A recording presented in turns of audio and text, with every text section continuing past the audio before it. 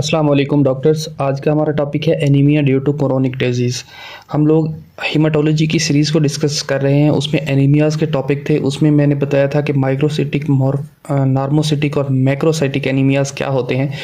Microcytic anaemia में हमने different एनीमियाज़ को डिस्कस कर लिया है, लाइक एज हमने थैलेसीमिया को डिस्कस किया और आयरन डेफिशिएंसी एनीमिया को डिस्कस किया। ठीक है, तो आज का हमारा टॉपिक है anaemia due to chronic disease. ठीक है, तो anaemia due to chronic disease में फर्स्ट पॉइंट जो है वो ये है कि हमारे पास ये मोस्ट कॉमन माइक्रोसिटिक एनीमिया है। ठीक है, मोस्ट कॉमन कौन सा है? Microcytic anaemia.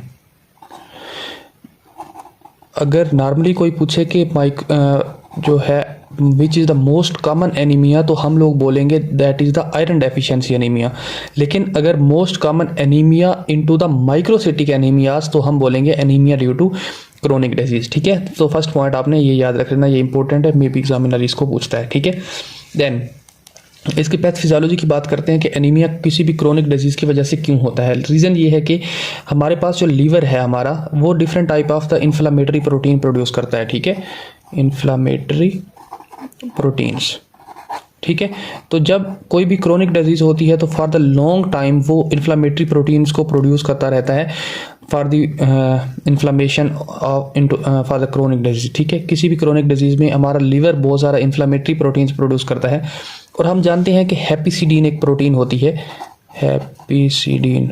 जिन लोगों ने आयरन डेफिशिएंसी एनीमिया को देखा है या हमने इससे लेक्चर लिया था या किसी और टीचर से भी लिया है, तो उससे पता होगा कि हैप्पीसिडीन क्या है। ठीक है, हैप्पीसिडीन एक ऐसी प्रोटीन है जो कि कंट्रोल करती है आयरन की अब्जॉर्प्शन को फ्रॉम द इंटेस्टाइन। ठीक है, इसके अलावा जो है ये कंट्रोल करके रखती है कि सर्कुलेशन में बहुत ज़्यादा आयरन ना आए। ठीक है, हैप्पीसिडीन इस चीज़ को कंट्रोल करती है। लीवर जो है ये किसी भी क्रोनिक डिजीज़ के अंदर बहुत सारी इन्फ्लामेटरी प्रोटीन प्रोड्यूस करता है और हैप्पीसिडीन भी इसके साथ ऑलरेडी प्रोड्यूस हो जाती है। ठीक है, with these inflammatory proteins.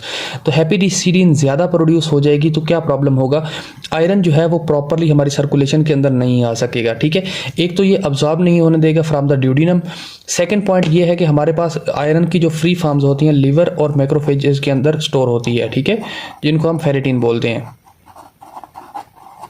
Macrophages के अंदर। ठीक है, तो हैप्पीसिडीन इस चीज़ को भी ब्लॉक कर देगा कि ये सर्कुलेशन में जो हमारा स्टोर्ड आयरन है वो भी नहीं आएगा जो कि फेरेटिन की फॉर्म में होता है, और आयरन जो है ड्यूडिनम से अब्जॉर्प्शन भी नहीं होने देगा। ठीक है, रीज़न क्या है? क्योंकि इन्फ्लामेटरी प्रोटीन प्रोड्यूस हो रही हैं लीवर के थ्रू और हैप्पीसिडीन उनके साथ ऐसे ही प्रोड्यूस हो जाती है क्योंकि लीवर ओवर फंक्शनल हो चुका होता है। ठीक है, तो हैप्पीसिडीन की लेवल इंक्रीज करने से सर्कुलेशन में आयरन का लेवल की डेफिशिएंसी हो जाती है। ठीक है, तो इसके बाद same story iron deficiency anaemia वाली कि आयरन अगर कम होगा कि ब्लड सर्कुलेशन में तो हमारे पास जो एनीमिया होगा वो आयरन डेफिशिएंसी एनीमिया होगा।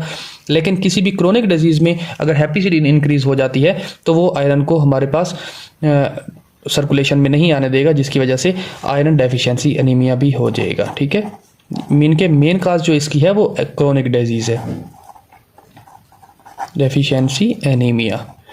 होप सो कि ये पॉइंट्स आपको क्लियर हुए। ठीक है, देन ये हमने बात कर ली इस चीज़ की। तो कुछ डिजीज़ हैं जो कि मैं ऐसे बोल देता हूँ आपको कि कौन कौन सी मेनली डिजीज़ हैं जो कि एनीमिया, क्रोनिक एनीमिया काज करती हैं। उसमें सबसे पहले है tuberculosis, Crohn's disease, rheumatic arthritis, chronic renal failure. इसके अलावा कैंसर हो सकता है। अल्कोहल, जो अल्कोहलिक पेशेंट होती है उनके अंदर भी प्रॉब्लम हो सकता है। उसकी रीज़न क्या है? उसकी रीज़न ये है कि जो हमारा लीवर है वो डिटॉक्सिफिकेशन करता है अल्कोहल की। ठीक है, तो जब डिटॉक्सिफिकेशन बहुत ज़्यादा हो रही होगी तो उसके साथ ये प्रोटीन्स जो हैं वो प्रोड्यूस होना स्टार्ट हो जाती हैं, हैप्पीसिडीन भी प्रोड्यूस होती है। ठीक है, इसके अलावा अल्सरेटिव कोलाइटिस भी हो सकती है। ठीक है, ये सारी की सारी सिंपल सी डिजीज़ें हैं। ठीक है, अगर इनमें से कोई आपको नेम समझ नहीं आया या इसका किसी का पैथोफिजियोलॉजी या आपको कोई भी इन डिजीज़ के नाम के बारे में नहीं पता कि ये क्या चीज़ें होती हैं या कौन सी डिजीज़ होती है या कौन सी कंडीशन होती है, तो आप कमेंट बॉक्स पे पुट कर दें, उस कंडीशन को मैं फर्दर एक्सप्लेन कर दूंगा। ठीक है, देन पैथोफिजियोलॉजी की हमने बात कर ली। सिम्टम्स सेम एनीमिया वाली सिम्टम्स होंगी, उसके ऊपर भी एक कंप्लीट हमने वीडियो रिकॉर्ड की थी कि एनीमिया की कौन से सिम्टम होती हैं। लेकिन इसमें ये प्रॉब्लम ये साथ होगा कि हमारे पास जो anaemia due to chronic disease हो रहा था, इसके अंदर आयरन डेफिशिएंसी एनीमिया भी हो गया। ठीक है, तो आयरन डेफिशिएंसी एनीमिया वाली भी सिम्टम होंगी और क्रोनिक जो इसकी मेन सिम्टम है एनीमिया की वो भी होंगी। ठीक है, तो किसी भी क्रोनिक डिजीज़ एनीमिया में हमारे पास आयरन डेफिशिएंसी एनीमिया और एनीमिया बोथ की सिम्टम्स प्रेजेंट होंगी। ठीक है, तो सिम्टम्स में हम जो डायग्नोज करेंगे उसमें सबसे पहले एक चीज़ हम देखेंगे कि हमारे पास जो सीरम आयरन होगा, मेन जो हमारे पास ब्लड के अंदर सीरम आयरन है, ठीक है, वो डिक्रीज़ होगा। रीज़न उसमें मैंने बता दी कि हेपेसिडीन इंक्रीज़ है और उसको अब्जॉर्प्शन नहीं होने दे रही, ठीक है।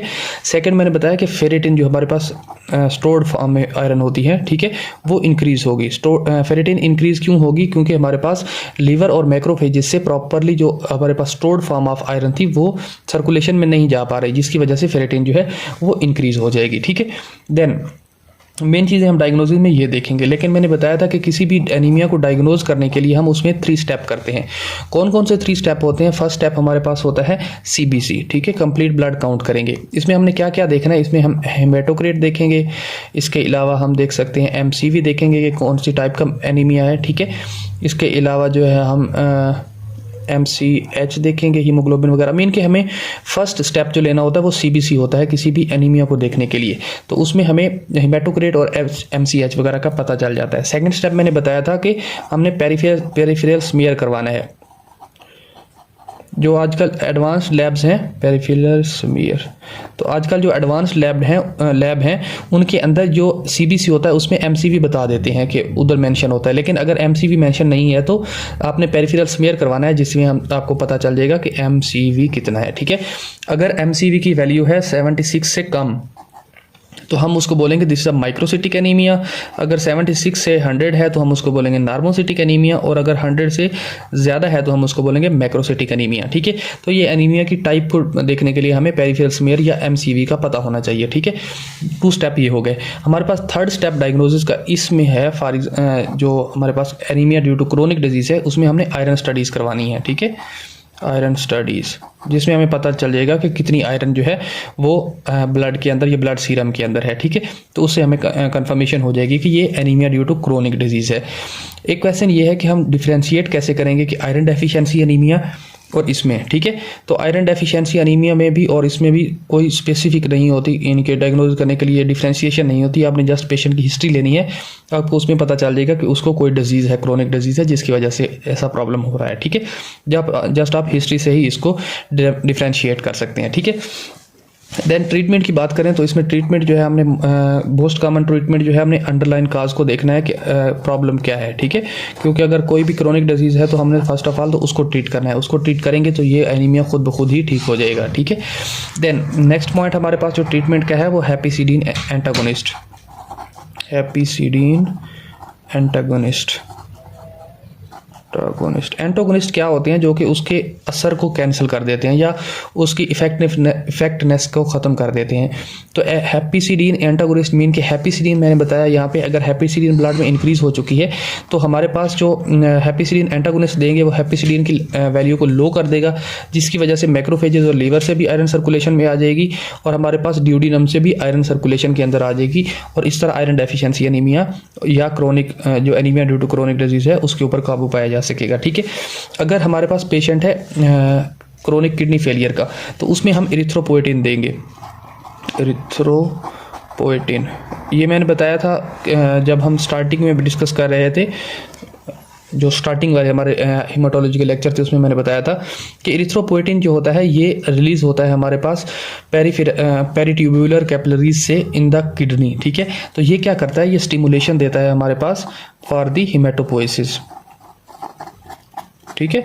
अगर हमारे पास हिमेटोपोइसिस ही नहीं हो पा रही, क्रोनिक किडनी फेलियर है तो इरिथ्रोपोएटिन रिलीज नहीं होगा, और नहीं होगा तो हिमेटोपोइसिस भी नहीं होगी, ठीक है, और ब्लड सेल्स जो है वो प्रोड्यूस नहीं होंगे, ठीक है। ये इसके बारे में एक केस था, वो भी मैंने ऑलरेडी पिछली वीडियोस में डिस्कस किया था, ठीक है। तो ये था हमारा एक सिंपल सा topic anaemia due to chronic disease. हम इसको क्विक सा रिकैप करते हैं।